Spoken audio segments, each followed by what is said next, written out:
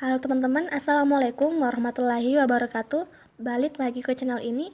Hari ini kita akan kembali belajar fokus SKB Kesehatan dengan materi lanjutan dari penyakit pandemik epidemik. Dan kali ini kita bahas terkait dengan COVID-19, SARS, dan MERS. Seperti biasa di akhir dari materi ini akan ada latihan soal sebanyak 11 nomor dan juga kunci jawabannya. Sebelum mulai teman-teman yang belum subscribe, jangan lupa subscribe ya. Oke, kita masuk ke materinya. Kita bahas COVID-19 terlebih dahulu.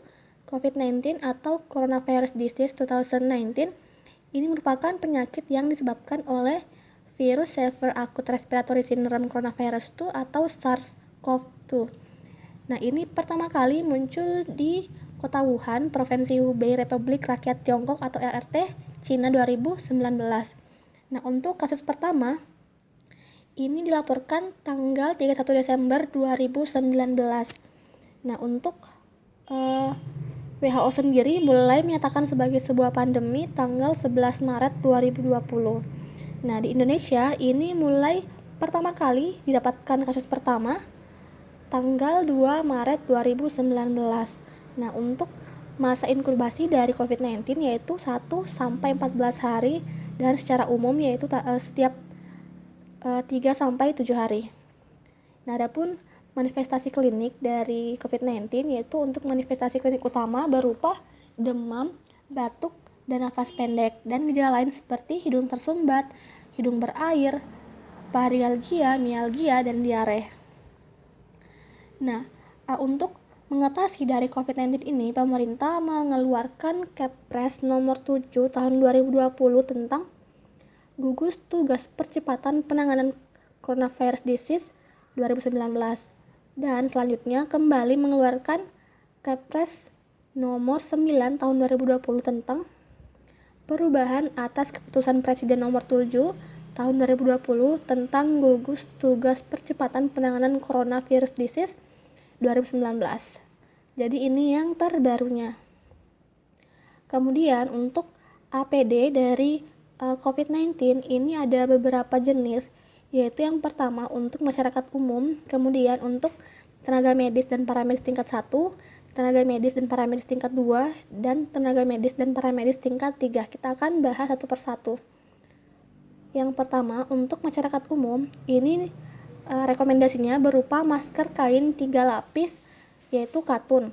Nah, untuk ini terbagi ya, ada yang kegiatan hari-hari seperti belanja, ke tempat kerja, mengendarai sepeda motor, dan lain sebagainya menggunakan masker kain 3 lapis. Tetapi untuk masyarakat yang telah menunjukkan gejala seperti demam, batuk, nyeri tenggorokan, hidung berair, bersin-bersin, ini disarankan untuk menggunakan masker bedah 3 pli.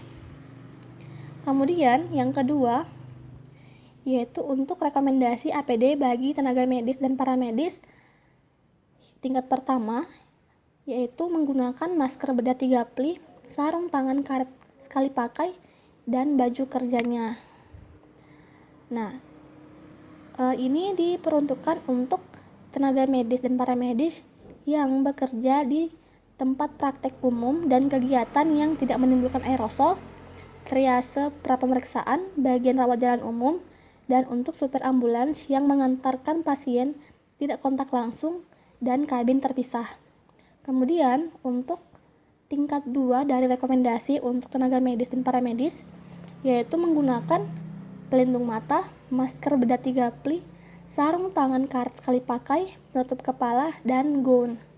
Nah, ini diperuntukkan untuk yang bekerja di bagian pemeriksaan pasien dengan gejala infeksi pernapasan, pengambilan sampel non-pernafasan yang tidak menimbulkan aerosol, ruang perawatan pasien COVID-19, pemeriksaan pencitraan pada ODP, PDP, atau konfirmasi COVID-19, tenaga medis yang mengantar pasien ODP dan PDP COVID-19, sopir ambulans yang membantu menaikkan dan menurunkan ODP dan PDP, serta petugas farmasi pada bagian rawat jalan.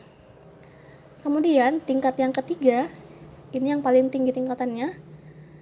Nah, untuk yang tingkat 3, ini APD yang digunakan berupa pelindung mata dan face shield, masker N95 atau yang ekuivalen, sarung tangan bedah karet steril sekali pakai, penutup kepala atau head cap, coverall atau gown dan apron, dan boots atau sepatu karet dengan pelindung sepatu.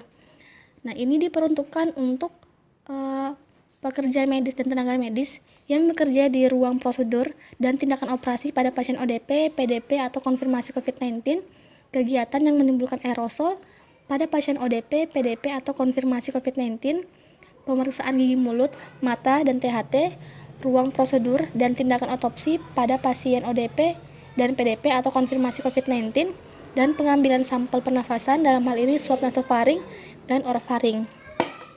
Berikutnya kita bahas terkait dengan tata laksana dari pasien COVID-19 di Indonesia. Ini tata laksana dari Perhimpunan Dokter Paru Indonesia atau PDPI. Nah, ini dibagi menjadi 4 kelas, yaitu tanpa gejala, gejala ringan, gejala sedang, dan gejala berat. Untuk yang gejala tanpa gejala, ini diberikan pengobatan berupa vitamin C 3x1 dalam bentuk sediaan tablet. Kemudian untuk yang gejala ringan diberikan vitamin C 3x1 tablet, kloroquine fosfat 2 kali 500 mg atau hidroksikloroquine 1 kali 400 mg selama 5 hari, azitromycin 1 kali 500 mg untuk 3 hari, dan jika ada gejala simptomatis berupa demam dapat diberikan paracetamol dan gejala lainnya disesuaikan. Kemudian bila diperlukan dapat diberikan antivirus oseltamivir 2 kali 75 mg atau favipiravir 2 kali 600 mg. Nah, untuk yang gejala sedang ini sama saja dengan gejala ringan. Yang membedakan adalah pada gejala sedang diberikan vitamin C dalam bentuk pemberian intravena. Nah, untuk yang gejala berat ini juga sama dengan gejala sedang diberikan vitamin C dalam bentuk intravena juga, tetapi diberikan terapi suportif dan diberikan pengobatan komorbid jika ada. Oke, dan yang terakhir, tambahan tentang SARS dan MERS. Nah, SARS ini adalah Severe Acute Respiratory Syndrome dan MERS adalah Middle East Respiratory Syndrome. Nah, untuk yang SARS ini ditemukan di tahun 2003 di Cina di kota Guangdong, dan untuk yang MERS ini tahun 2012 di Arab Saudi. Nah, SARS, MERS maupun COVID-19 semuanya berasal dari keluarga virus yang sama, yaitu coronavirus.